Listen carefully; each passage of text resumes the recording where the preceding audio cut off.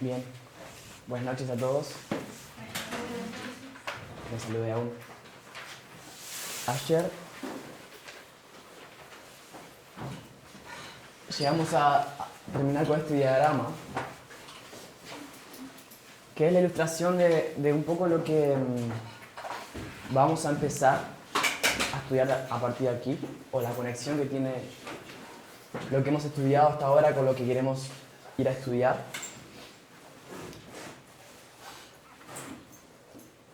Vimos que lo que Mati dio el repaso de Hechos 27 era esta línea.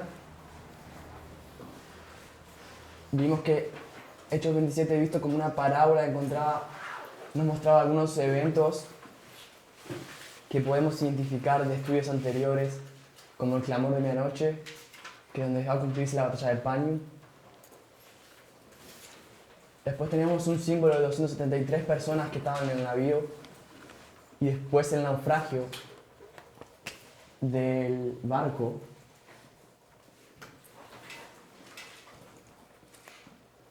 Representando ese barco las instituciones de Estados Unidos y la Iglesia Adventista, es la ley dominical. Entonces fuimos a estudiar cómo ese símbolo 273 tiene un significado también en la historia. Y vimos que el año 273 es un año relevante e importante en la profecía, porque nos habla de una nación importante de la profecía, como lo es. ¿Qué nación era? Roma. En el año 273, Ptolomeo II, el rey de Egipto, manda envía embajadores a Roma con el propósito de comenzar relaciones diplomáticas con la nación. ¿Sí? Y ese acto de Egipto se debe específicamente a algo que Roma acaba de hacer. Roma acaba de ganar la batalla, una serie de batallas, unas llamadas guerras pírricas, y se da ese nombre debido a su adversario. ¿Sí? Su adversario, el nombre de su adversario era Pirro, y era rey de una nación que se llamaba Épiro.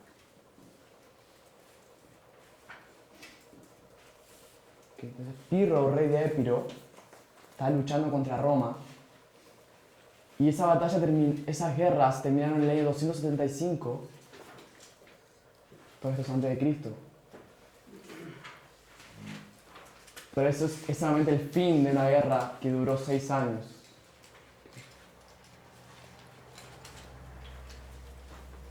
Entonces quiero que comencemos a considerar esta historia de este rey llamado Pirro que luchó contra Roma.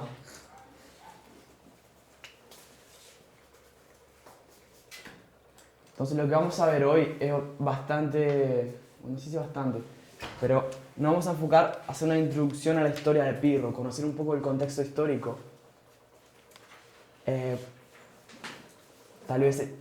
Por eso tal vez va a ser un poco aburrido a quien no le gusta la historia. Pero espero que el estudio que vamos a tener mañana va a tener un poco más de sentido de por qué estamos estudiando esas cosas, por qué es importante entender un poco de lo que estaba pasando en aquella época. ¿Bien? Ok. Una cosa que me gustaría que pensemos, al comenzar a pensar en esta historia, que nos preguntemos por qué Roma está luchando contra Pirro. Entonces voy a intentar contarles un poco por qué pasaba eso, por qué Roma luchaba contra Pirro de Epiro. Y voy a dibujar un muy mal mapa de Italia porque no sé dibujar. Soy muy malo en geografía. Me da vergüenza que tenga un profesor de geografía acá adelante, pero voy a hacer mi mejor esfuerzo. Una bota nomás. Una bota. Yo ni siquiera sé dibujar botas, ese es un problema. Bien. Entonces voy a dibujar Italia. Que eso es Italia. Hermoso. Está bueno. Te falta la isla que está enfrente, que es una pelota triangular. Acá, ¿no? Sí. Mira, vamos a hacerle. No tan grande tampoco. ¿Ahí? Ahí está. Más arriba estaría, ¿no? Hasta el Golfo de Tarento, dice. Bien. Bienvenido. Bienvenido. Ok. Y de este otro lado, este es el mar Adriático. Y de este otro lado se encuentra algunas naciones. Macedonia, por acá. Y acá se encuentra la nación de Epiro. ¿Sí? Esto es Epiro. Una flechita. Que no me va a entrar ahí. Epiro. De Epiro era Pirro. Ok, voy a buscar. Y Roma se encuentra dominando esta zona al norte de Italia. Okay, la nación romana se encuentra ahí al norte de Italia, dominando esa zona. Ahora,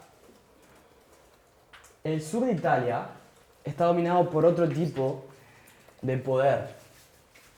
El sur de Italia está lleno de un montón de ciudades-estado que son conocidas en la historia como las polis. Son ciudades que tienen un gobierno independiente en sí mismos, si bien tienen una cierta conexión entre ellos, son independientes, no son una nación griega que conocemos de Alejandro Magno. No, ok, creo que me estoy metiendo un poco algo que no estoy tan seguro. Bien, pero en ese punto más grande existe una ciudad que se llama Tarento. ¿Qué es Tarento?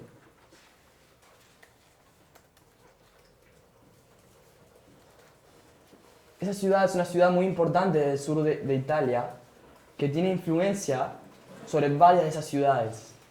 ¿Okay?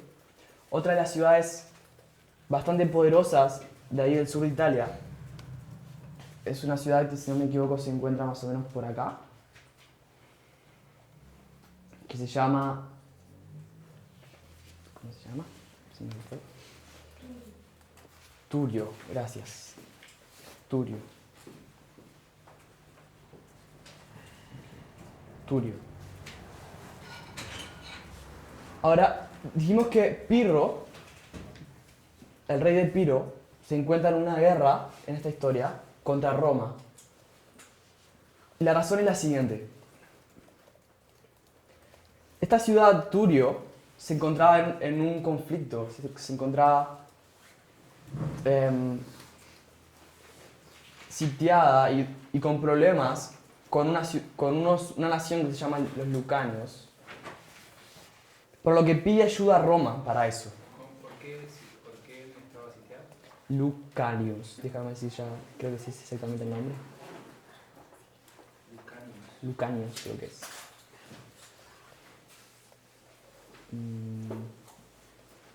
No me anoté porque quería que no lo iba a decir para no darles datos que no son tan que no los mareen. Pero creo que son Lucanios, si no me equivoco.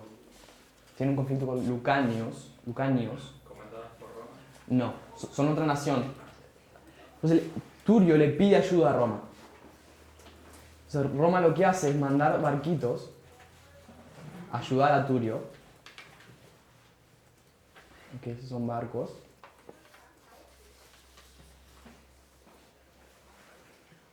Pero se meten en el Golfo, ese lugar se llama Golfo de Tarento.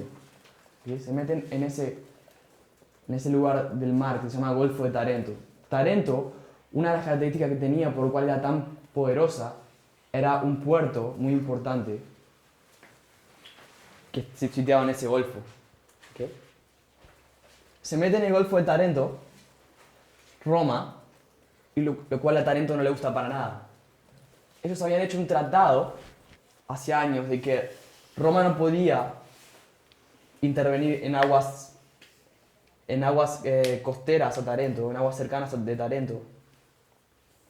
Y Roma quiebra el tratado para intervenir por Turio y comenzar a ganar su influencia en el sur. Esa era la verdadera intención por detrás de lo que Roma estaba haciendo. Pero Tarento responde atacando los barcos romanos, destruye 3 barcos y captura 1. ¿Okay? ¿Cómo piensan que Roma reaccionó al respecto?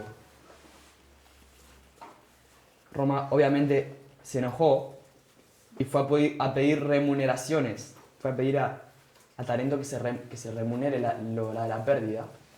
Pero Tarento se negó y Roma le declaró la guerra a Tarento. Entonces Tarento ataca las naves. Sí, Tarento destruye 3 y se queda con una nave de Roma. Okay. Les voy a leer una pequeña cita histórica de Wikipedia. Ustedes pueden encontrar esta información toda en Wikipedia. Después les puedo pasar mis notas también si quieren, donde están las porciones de Wikipedia y los links para que ustedes puedan estudiarlos si a alguien le interesa. Dice lo siguiente: en el 282 a.C., la ciudad de Turios pidió ayuda militar a Roma para terminar con la amenaza de los lucanos. Lucanos se llama. Okay. En respuesta, Roma envió una flota al Golfo de Tarento. Este acto fue considerado por los tarentinos como la violación de un antiguo tratado que prohibía la presencia de flota romana en aguas de Tarento. Enfurecidos por lo que consideraban un acto hostil, Tarento atacó la flota, hundiendo 4 barcos y capturando 1 más. Esa es la información más correcta. Roma envió una delegación diplomática a pedir compensaciones por lo ocurrido, pero las conversaciones fracasaron, desembocando en una declaración de guerra contra Tarento. Los tarentinos, conscientes de su inferioridad militar ante el inminente ataque romano, solicitaron la ayuda de Pirro de Epiro, quien, deseoso de construir un gran imperio, emulando a Alejandro el Grande, consideró la situación como un buen principio para sus planes y aceptó asistir a los tarentinos. Entonces Tarento pidió ayuda ¿de quién? De Pirro. Pidió ayuda de Pirro de Epiro. Y Pirro, contento de que lo llamaron, viene a meterse en este conflicto, ayudar a Tarento, y entonces comienza esa lucha contra Roma. ¿Por qué Pirro respondería a eso? ¿Será que él tenía buenas intenciones o para ayudar a Tarento era tan bueno así, tan generoso? Era tan solidario, será. Era simplemente interés, ¿cierto? No era solidaridad de Pirro. Pirro, como dice ahí Wikipedia, tenía el interés de conquistar en realidad todo el mundo antiguo y volver a ser un emperador como Alejandro. ¿Y los romanos qué es lo que querían ellos? Exactamente lo mismo. Entonces comienza esta lucha entre estas 2 naciones que desean dominar el mundo antiguo y restaurar el imperio de Alejandro. ¿Sí? Comienza esta lucha entre estas 2 naciones. Ok. Ahora, esta lucha se llama las guerras pírricas. Las guerras pírricas se llaman guerras pírricas.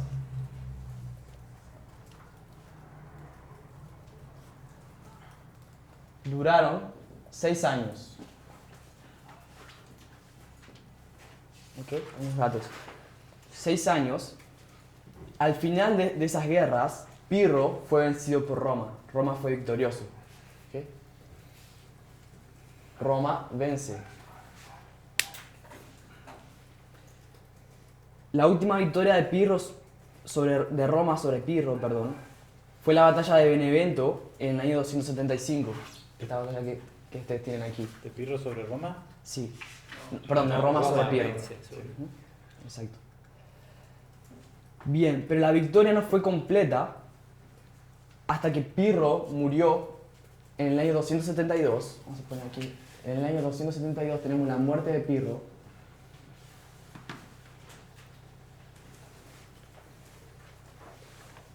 Y tenemos también el hecho de que la ciudad de Tarento se somete a Roma. Finalmente se somete a Roma. ¿Eso en el mismo año? Sí, el mismo año, 272. Ok. Bien. Pirro muere en una batalla fuera de estos territorios. No una batalla contra Roma, muere en una batalla contra Esparta, en una ciudad que se llama Argos, el mismo año. Bien. Ahora, algo que me ayuda a entender a mí por qué es relevante esta historia, por qué deberíamos estudiar esta historia. Además del símbolo del número 273 y saber que Roma es una ciudad, es una nación de mucha importancia en la profecía. Este es el comienzo del levantamiento de Roma sobre las naciones de la tierra. Déjenme leerles una cita. O sea, ¿ese es el motivo? No, voy a continuar ahora diciendo por qué otros motivos.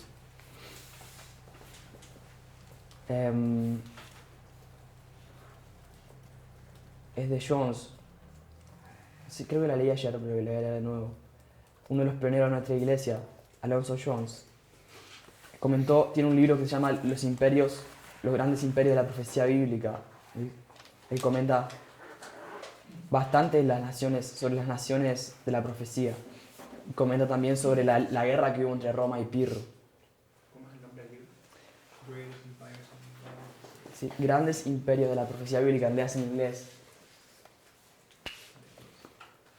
Si le buscas en la aplicación de Ellen White, puedes poner GEP, que es Great Empires of Prophecy, of Bible Prophecy.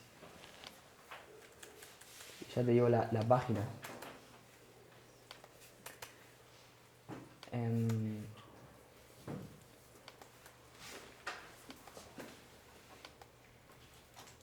Es 220.1. 220.1.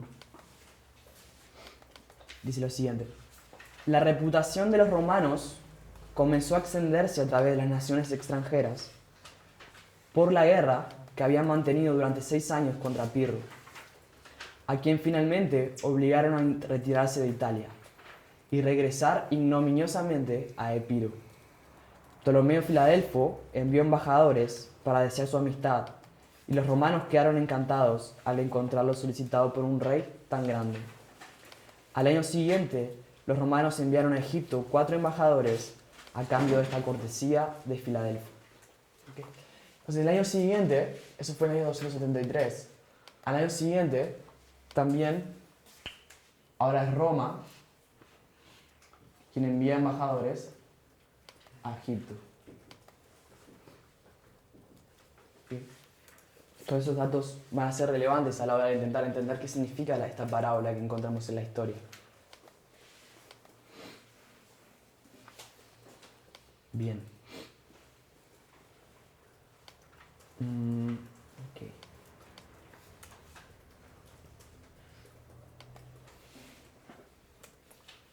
Tal vez un dato que me gustaría dejar con ustedes, tal vez pueda ayudar a alguna de ustedes. Ese símbolo de 273 conecta la historia de Hechos 27, que hemos estudiado, que es una parábola de lo que acontece en la última generación, tanto en el mundo exterior como internamente en la iglesia.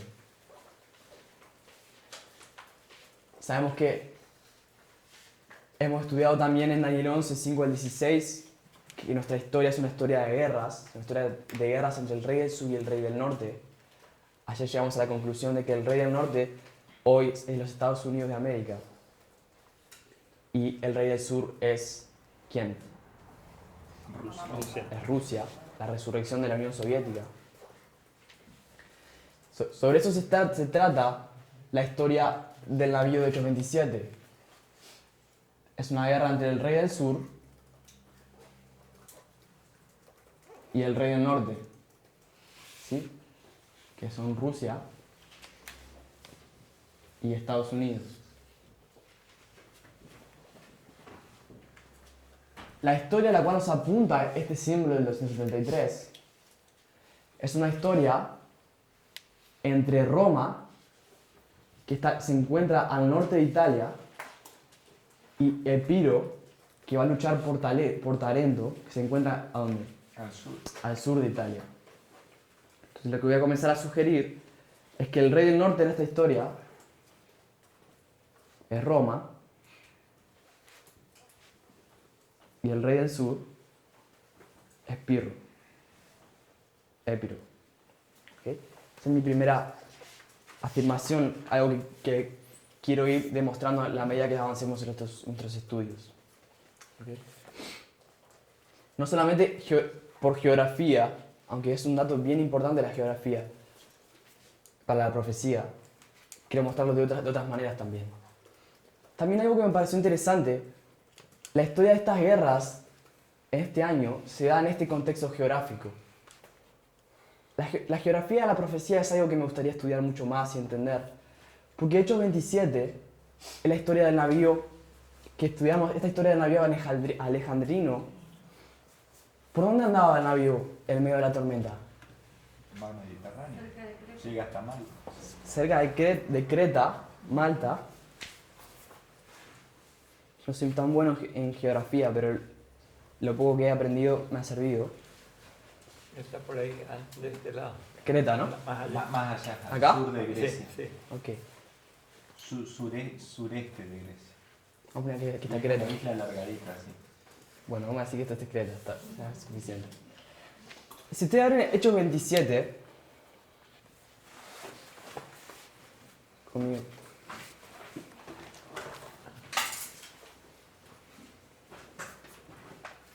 ¿A dónde va a parar? ¿A dónde va a parar el barco?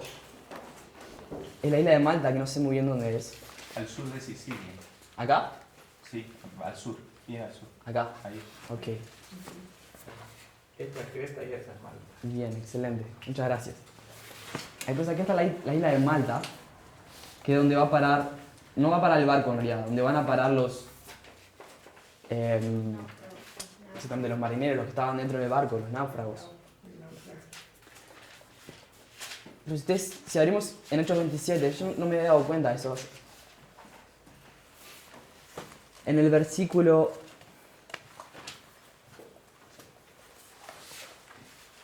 Ahí como está hablando ya, como están por 27, Hechos 27, 27, que es el clamor de medianoche. Dice, venid de la 14ª noche y siendo llevados a través del mar, ¿cuál mar? Adriático, a la medianoche los marineros sospecharon que estaba cerca de tierra. ¿Sí? Pues no es casualidad que se encuentra en esta zona, tampoco el mar Adriático, porque si recuerdan, el barco venía navegando y el viento lo iba llevando, oscilando por estos lugares. El barco venía navegando por los puertos de Asia, si no me equivoco. Y el área geográfica donde ocurren las guerras del 73 alrededor es cerca de la historia, es un área geográfica cerca de la guerra de Pirro con Roma, que es solamente un detalle para quien aprecia esas cosas. Yo no creo que sean casualidad. También a medida que vayamos estudiando y confirmando más la conexión entre estas dos historias. Bien. Ok.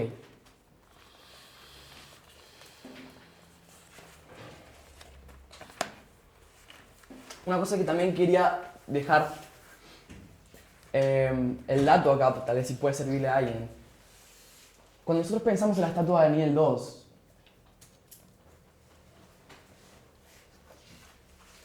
encontramos cuántos imperios, cuántas partes, cuántos materiales. 4 metales.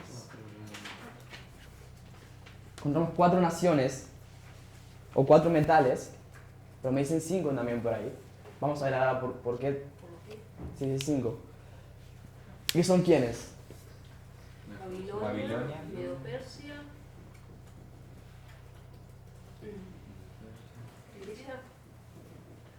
Grecia, Roma y los pies, bueno, nosotros. Ok. Y también están los pies, que es hierro mezclado con barro, ¿cierto? Hierro mezclado con barro ¿A quién representa? La ONU, supuestamente, o las naciones de ahora, o 10 reinos. Las naciones europeas. ¿Qué? ¿Las naciones europeas? ¿Alguien tiene otra opinión? Roma, Iglesia, Estado. Esa es Unión la- Iglesia-Estado. 10 reinos, Los vándalos. o ONU, Roma tiene Ok. tiene una característica muy particular. Ujú. En esa época, ellos eran los únicos que usaban el hierro en sus Ujú. espadas. Eran los únicos que usaban hierro. Y por ahí pensé que podría ser Roma, que estaba representando a Roma. Ok, Roma, ¿cierto? El cuarto es Roma. El quinto, que es hierro mezclado con barro, es una discusión de si, en el adventismo, de si se refiere a los reinos de Europa o se refiere a Roma papal. Si consideramos que son los reinos de Europa, lo que podemos pensar es que, de alguna manera, Daniel 2 salta a Roma papal, no habla de ello y salta directamente a la ONU. ¿Ok? Yo voy a sugerir que esto no es correcto. Que voy a sugerir que no es correcto. O tal vez, si esto es correcto, no es la aplicación que queremos hacer ahora, por lo menos. Otro estudio, muchos teólogos y personas del adventismo creen que el hierro mezclado con barro simboliza una alianza del Estado romano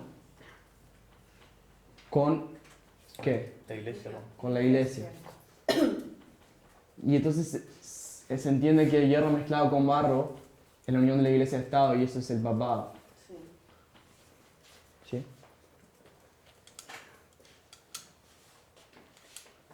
No necesitamos tal vez entrar tanto en discusión sobre eso, porque igualmente todos concordamos que la nación que viene después de Roma pagana es ¿quién? Es Roma papal. Pero Apocalipsis, si sumamos a eso lo que Apocalipsis 17 nos enseña, ¿sí? Sumamos por ejemplo Apocalipsis 17.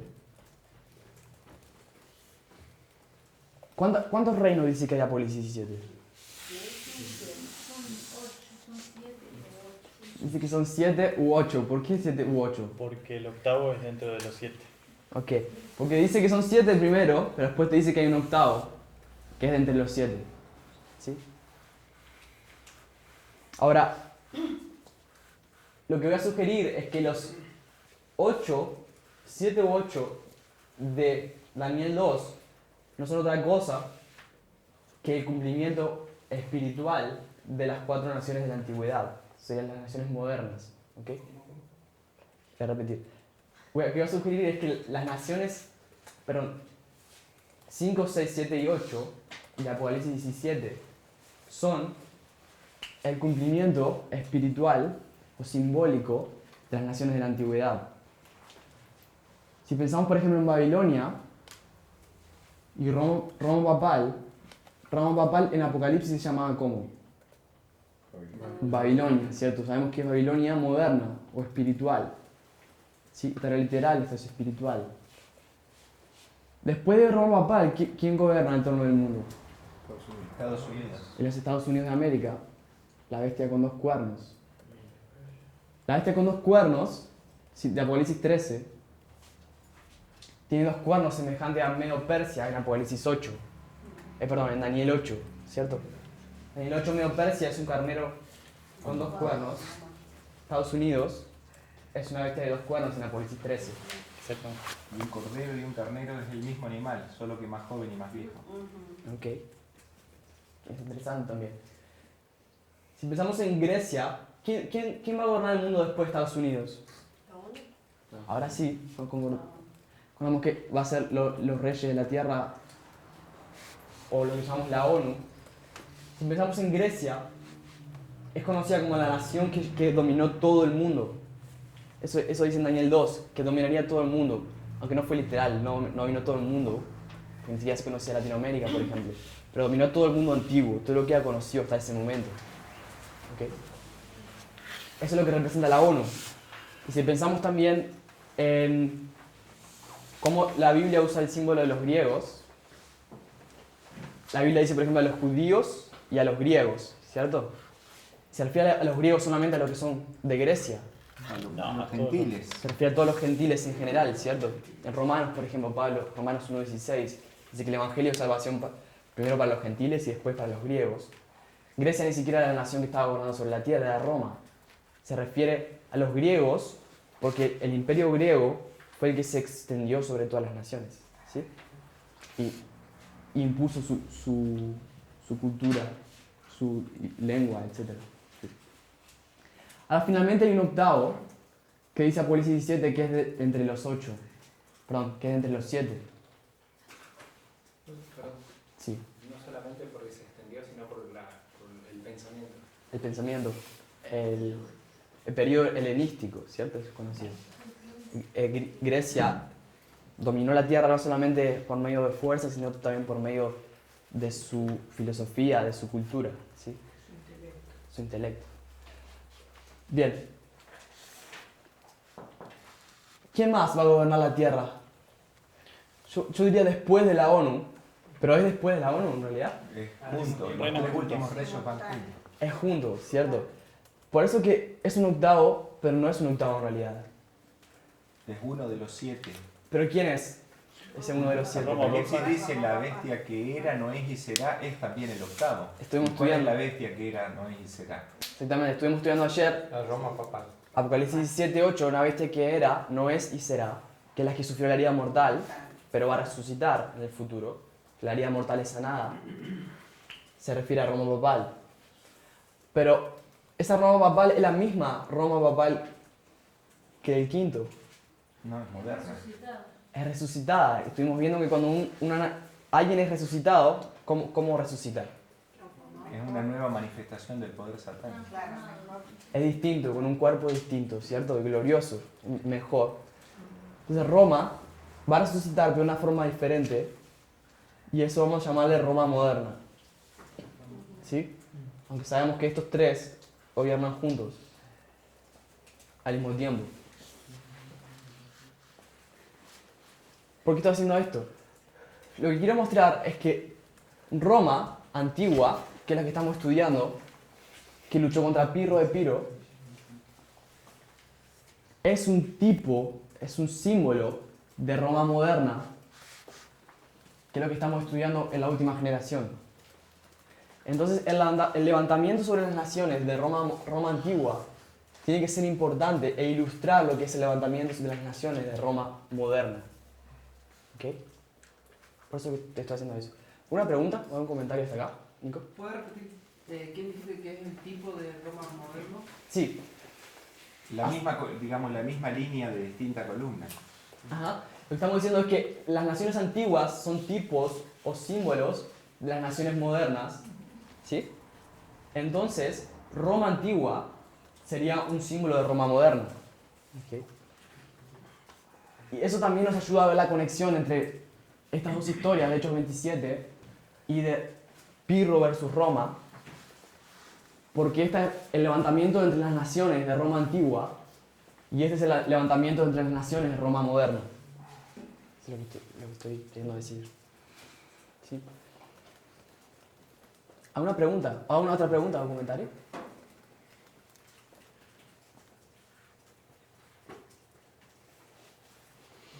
Papá, solo para decirlo una vez más y aclarar. Sí.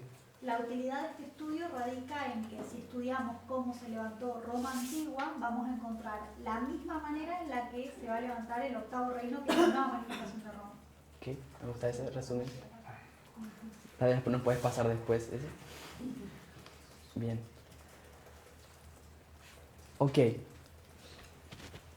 Otra razón es que al comparar la historia de las batallas entre Pirro y Roma, vamos a encontrar el mismo patrón o la misma estructura que las guerras que ya estudiamos que van a pasar en el fin entre el rey del sur y el rey del norte. ¿Ok? Eso es algo que quiero demostrarlo a lo largo de que vayamos estudiando. Pero que vamos a encontrar la misma estructura en las guerras de Pirro con Roma,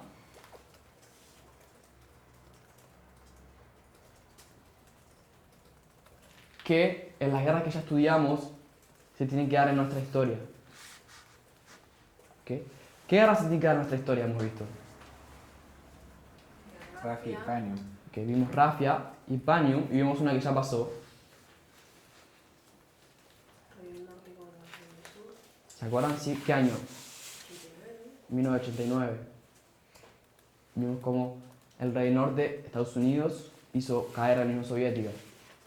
¿Ok? Y después tenemos también la ley dominical, hemos visto.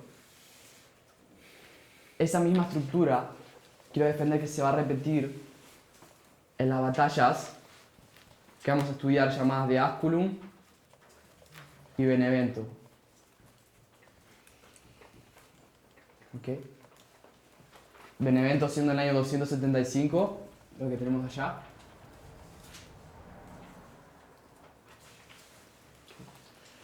Y Asculum, no me acuerdo, creo que 272, por ahí. 275. Bien. Otra cosa que quiero mostrar es que el año 270, no 72, 72 es para allá. El año 272 es un símbolo de la ley dominical. ¿Ok? Que es el fin de la historia de la guerra entre Pirro y Roma. Es un símbolo de la ley dominical. Vimos que en el año 272 muere Pirro, Tarento se somete a Roma y Roma envía embajadores a Egipto. ¿Ok? Queremos ver qué significa eso o cómo eso es simbólico para nuestro tiempo. La muerte de Pirro es la muerte del rey del sur, según como estoy afirmando. ¿Sí? ¿Cuándo muere, tiene que morir completamente el rey del sur en nuestra historia?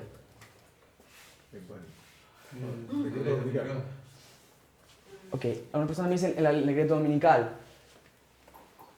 Nosotros los que hemos visto el estudio de 1940 y 45, los que no lo han visto pueden ver los videos que están en el canal, nuevamente siempre digo lo mismo. Lucho lo presentó de una forma muy clara. Sabemos que el versículo 40 comenzó a cumplirse ¿cuándo? La parte B. 1989. ¿Y cuándo va a terminar de cumplirse? ¿O cuándo se cumple, dígame, el versículo 41? ¿Cuándo se? ¿Cuándo se cumple el versículo 41? Daniel 11. La tierra gloriosa es conquistada con su mano. Ajá. Y eso hace link con Daniel 3, Ujú. cuando dice ¿quién escapará de mi mano? ¿No? Cuando obligan a adorar a la estatua. Y cuando haya impuesta una ley dominical, o sea, la conquista es la ley dominical. ¿Qué? La ley dominical. Versículo 41. 41. Yo estoy tratando del 41, exactamente. Ah, pensé el Claro. movimiento del 40. 40, El 41 es la ley dominical, ¿cierto? La conquista de la tierra gloriosa de Estados Unidos es en el versículo 41. Es la ley dominical. Entonces el versículo 40 va ¿hasta dónde? Hasta la ley dominical. Y el versículo 40 habla sobre ¿qué?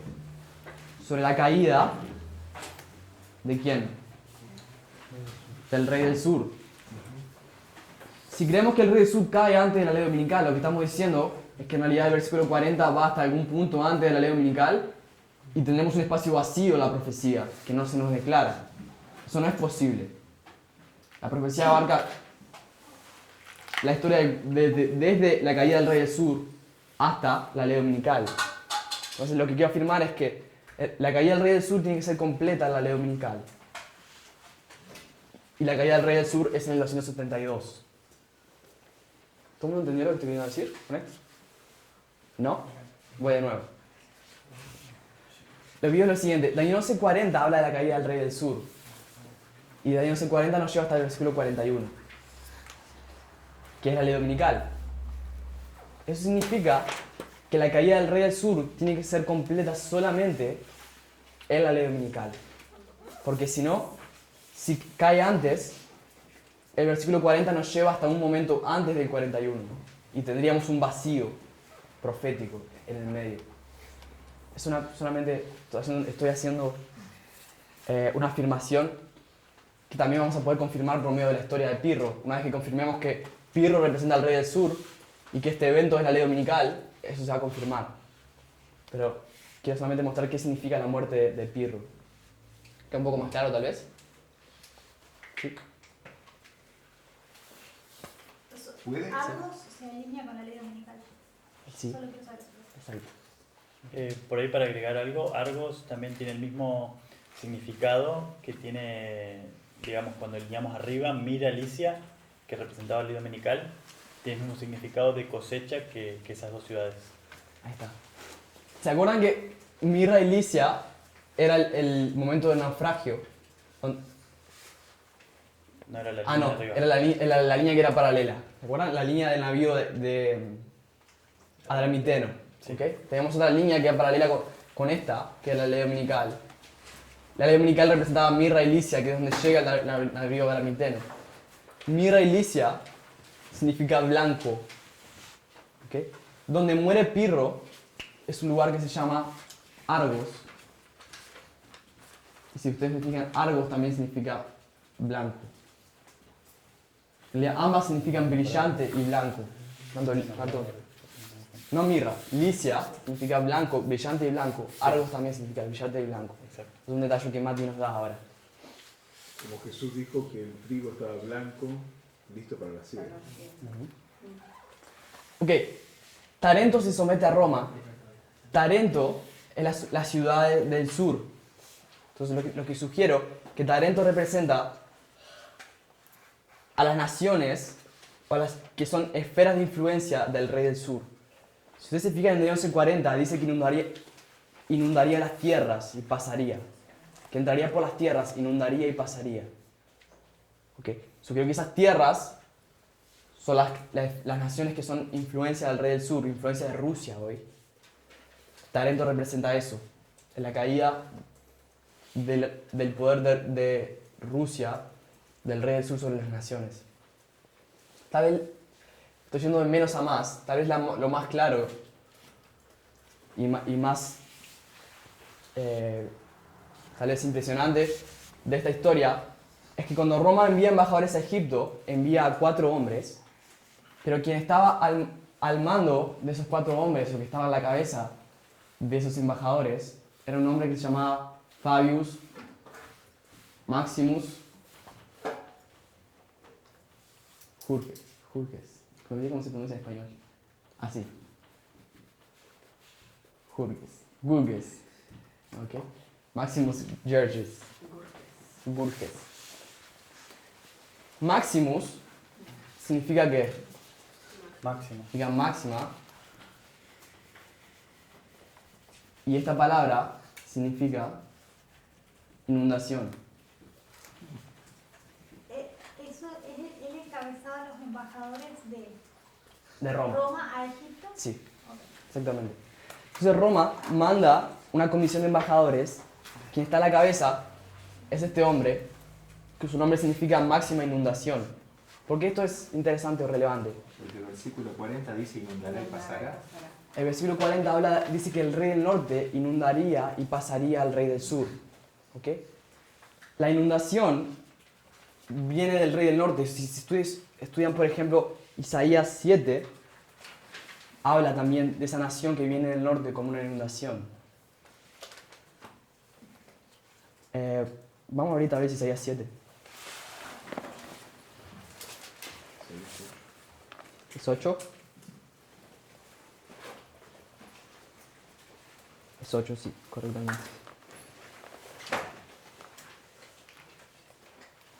Isaías 8. Vamos a leer versículos 5 y 6 primero.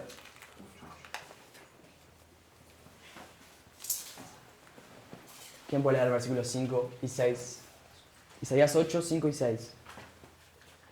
Otra vez volvió Jehová a hablarme diciendo, por cuanto desechó este pueblo las aguas de Siloé, que corren mansamente, y se regocijó con Rezín y con el hijo de Rimalías. Bien. Con el hijo de Remalías, el versículo 7 y 8, ¿alguien puede leer? Otro. He aquí, por tanto, que el Señor hace subir sobre ellos aguas de ríos, impetuosas y muchas. Esto es, al rey de Asiria con todo su poder, el cual subirá sobre todos sus ríos y pasará sobre todas sus riberas. Y pasando hasta Judá, inundará y pasará adelante, y llegará hasta la garganta, y extendiendo sus alas, llenará la anchura de su tierra, oh Emanuel. Okay. El rey de Asiria es llamado en otros versículos de la Biblia el rey que viene de ¿dónde? Del norte también. ¿Okay? Es el rey que viene del norte. Pero estoy sugiriendo, el rey del norte, aquí Asiria es un símbolo del rey del norte también en el tiempo del fin.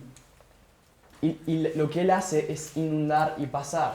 Y eso es lo que pasa en el versículo 40 de Daniel 11. Su inundación, estoy diciendo, tiene que ir hasta el versículo 41. Tiene que ir hasta la ley dominical. Pero esa inundación es puntualmente sobre Egipto. ¿Y quién es Egipto en Daniel 11, 40 al 45? El mundo. Es el mundo, Los 10 reyes, los 10 cuernos. En Daniel 11, 40 al 45 dice que no escapará tampoco el país de Egipto, ¿cierto? ¿Cuál versículo es? 43, si no me equivoco. Vamos a ir allá. Daniel 11. 11:43. 43. ¿Puedes repetir, Fernando? ¿Sí? Daniel 11, 43 dice, está hablando del rey del norte y lo que va a hacer en el fin de los tiempos, y se apoderará de los tesoros de oro y plata y de todas las cosas preciosas de Egipto, y los de Libia y Etiopía le seguirán. Quien ya ha hecho el estudio de Daniel 11, 43, ¿qué significa Egipto en ese versículo? Mitzraim es el mundo. El mundo, ¿ok? Egipto es bien conocido como adventistas, conocer como es un símbolo del mundo. Se habla, ustedes escuchan los sermones diciéndoles que deben alejarse de las mujeres de Egipto, por ejemplo, o de la comida de Egipto. ¿Qué significa eso? Significa apartar del mundo, ¿cierto? Es algo, se usa, ¿perdón? Algo como si fuera señal del pecado, de la vida antigua que teníamos en el mundo. Bien. Entonces, Egipto simboliza el mundo y entendemos que después de Estados Unidos, cuando llegue la ley dominical, ¿quién va a comenzar a gobernar o quien aparece en el escenario mundial? Dijimos que es la ONU o el mundo, eso sería Egipto. Con los 10 cuernos. Los 10 reyes, que son 10 cuernos. Okay. Y es en este periodo que comienza a aparecer la ONU, ¿cierto? Tiene que ser antes de la ley dominical que la ONU comienza a aparecer y se levanta y se erige, comienza a gobernar juntamente con Estados Unidos y con el papado. Es inundada en el periodo de la ley dominical. ¿Se entiende lo que quiero decir? ¿Tiene una pregunta? ¿Sí? Ok. Entonces sería otra forma de probar que esto es la ley dominical. Solamente estoy mostrándole lo que estoy intentando hacer, en realidad, es mostrarle los últimos 3 eventos de esta línea y los últimos 3 de esta línea para que vea las semejanzas y vean un poco más de por qué tenemos que estudiar esta historia. Pero al ir a estudiar esta historia, vamos a encontrar más semejanzas, más eventos que coinciden. Estoy diciendo que vamos a encontrar eventos coincidentes con Asculum, eventos coincidentes con 1989 y también otros detalles que vamos a añadir en esa historia. ¿Ok? Bien.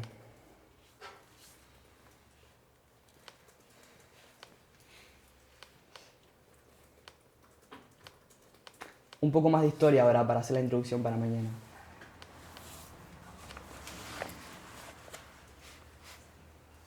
Nos quedan cerca de 10 minutos. Entonces voy a borrar estas cosas para tener espacio.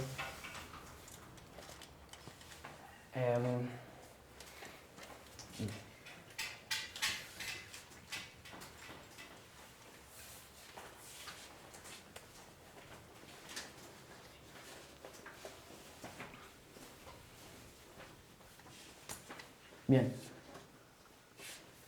La historia de Pirro y Roma, perdón, la historia de Pirro más específicamente, si pensamos y estudiamos un poco sobre el rey Pirro, nos va a ubicar en lo que la profecía describe en Daniel 8, versículo 8. Vamos a ver Daniel 8, 8.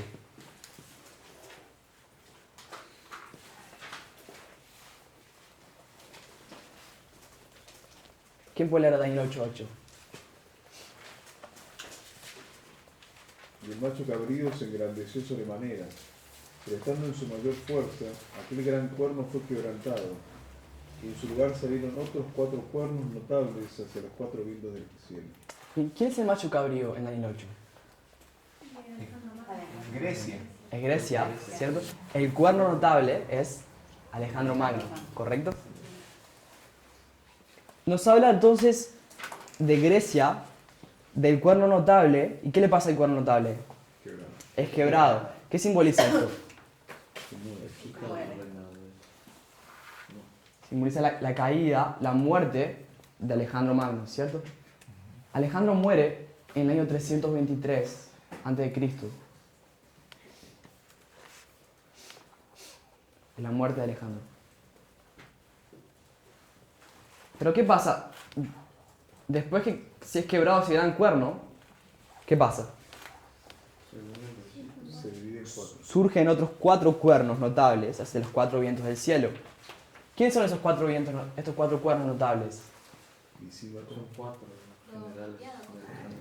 Son 4 generales de Alejandro Magno, ¿cierto? Conocemos. Y son 4 generales de Alejandro Magno que se dividen su imperio. Pero es decir, esa historia es solamente 22 años después. 22 años después de la muerte de Alejandro solamente es que el imperio queda dividido en 4 generales. La Biblia salta estos 22 años de historia. Y para un historiador, estos 22 años en realidad son bastante importantes en la historia de Grecia. Porque apenas muere Alejandro, en realidad quedan más de una decena de generales que están disputándose su reino. No todos querían ser el nuevo emperador, el nuevo Alejandro. Algunos solamente querían su porción, asegurársela y listo. Otros pocos querían ser el emperador de Grecia, ¿sí? Uno de los más importantes y más poderosos generales de Alejandro que se encontró en esa historia era un hombre llamado Antíoco. Antígono. Gracias, Antígono. Antígono. Es Antígono. Antígono Guanay. Y si lo buscan, van a encontrar más fácilmente si ponen su apodo, que es Monoftalmos. Monoftalmos significa básicamente un solo ojo. Antígono tenía un ojo solo. Había perdido uno en la guerra. Y esta historia de 22 años es conocida la historia como la Guerra de los Diádocos. Así se llama, esa palabra difícil se llama Diádocos. Exactamente. La palabra diádocos significa sucesores, como me dicen acá. Fueron 4 guerras. Está dividida la historia por 4 guerras. La primera guerra, como ya dije, eran decenas. En la segunda quedaban menos. Ahora, estoy dividiendo estas guerras entre la primera, la segunda y la tercera y la cuarta. Porque cuando llega la tercera guerra, ya solamente quedaban 5 generales. Quedaban los 4 generales que conocemos, que vamos a poner un nombre dentro de poco. Y el quinto era Antígono Monoftalmos. O sea, eran ¿Ok? los 4 aliados solo contra uno. Exactamente. Como Antígono era de los más fuertes generales, él había conquistado muchas tierras, tenía un ejército muy poderoso, lo que hicieron los otros 4 generales fue unirse para derrocarlo, para frenarlo, porque él era uno de los que quería reunir el imperio de Alejandro de nuevo. Y si él conseguía eso, ellos iban a perder su poder, su territorio. Entonces se unen ellos 4 en contra de Antígono, que también estaba acompañado por su hijo, que era un gran general, llamado Demetrio. ¿Ok? Esos 4 generales se unen contra Antígono Monoftalmos. En la tercera guerra de los Diádocos no consiguen vencerlo, lo único que consiguen hacer es pararlo. Estaba Antígono dirigiéndose a San Macedonia para conquistarla y matar al hijo de Alejandro que estaba creciendo, era un niño, y que no siga con la sucesión del trono. ¿Quién? Antígono Monoftalmos, que estaba dirigiéndose a Macedonia para matar al hijo de Alejandro, que era un niño, y quedarse él con el trono. Cuando los 4 generales lo frenan, comienzan a hacerle guerra y no impiden que haga eso. Pero no consiguen hacer otra cosa que frenarlo. Entonces al final lo único que hacen es una alianza de paz y termina la tercera guerra siria. Con la tercera guerra de los Diádocos. La cuarta guerra de los Diádocos, en la cuarta guerra de los Diádocos se encuentra la batalla del año 301, que se llama la batalla de Ipsos. Okay. En Ipsos, finalmente los 4 generales consiguen derrocar a Antígono. Antígono acaba muriendo en esa batalla. Los 4 generales, ¿cómo se llaman? Seleuco, Lisímaco, Casandro y Ptolomeo. Casandro y Ptolomeo. Egipcio la batalla. Sí, la última vez. Ok, Ipsos. En inglés, Ipsos. Yo hoy leí en Wikipedia Ipsos, pero puede ser que esté mal Wikipedia. Bien. ¿Ok? Muy bien. A mí me escribió como Ipsos. Así que estaba bien. ¿En internet dice Ipsos? Sí. Entonces vamos a dejar Ipsos. Bien. Creo que Ipso es en otro idioma. Creo que es en portugués. Ok. Bien, entonces la cuarta guerra de los Diádocos las 4 guerras de los Diádocos van del 323 hasta 301. Daniel 8:8 nos habla de esa historia, esa guerra de los Diádocos. Y la realidad es que Pirro aparece en la escena mundial por primera vez en esta historia, en la batalla de Ipsos. Porque Pirro se alía, se une, lucha junto con Demetrio, el hijo de Antígono.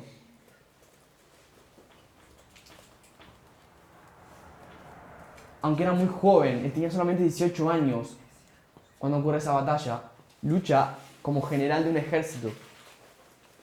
Y le va muy bien, le muestra ser un buen general. ¿Ok?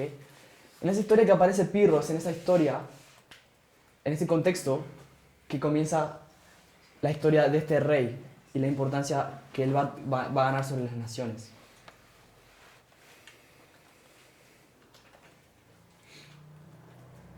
Ok. Pirro se hizo rey cuando tenía solamente 8 años. Perdón, 12 años. Cuando solamente tenía 12 años, recibió la corona de Epiro.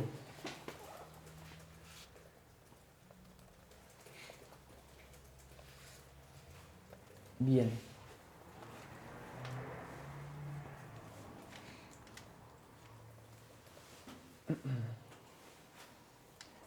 Ok, vamos a dejar por acá nuestro estudio. Lo que mañana vamos a hacer es ir a estudiar un poco más. Vamos a entrar en más detalle en la historia de las guerras de Pirro. Porque Pirro antes de luchar contra Roma en realidad, eso fue en Italia, él comenzó guerras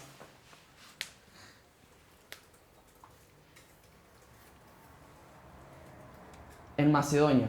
¿Okay? Tenemos una historia de Pirro luchando en Macedonia, una historia de Pirro luchando en Italia contra Roma. Lo que también queremos ver es que las guerras de Pirro en Macedonia presentan el mismo patrón que las guerras de Pirro en Italia, por lo tanto el mismo patrón que las guerras en el tiempo del fin. Van a presentar exactamente el mismo patrón Podríamos poner las tres en paralelo. De Italia, de Macedonia y del fin. ¿Ok? Entonces mañana lo que vamos a hacer es ir a estudiar primeramente la historia de Pirro en Macedonia, para después ver la historia de Pirro en Italia y sus semejanzas, y compararla después con la del tiempo del fin. ¿La segunda línea qué sería? Esa está, la bajé, lo que hice fue agarrar la de Macedonia y la bajé. La estructura repetiría enviar. Exactamente. Bueno, vamos a terminar con una oración, ya nos quedamos sin tiempo.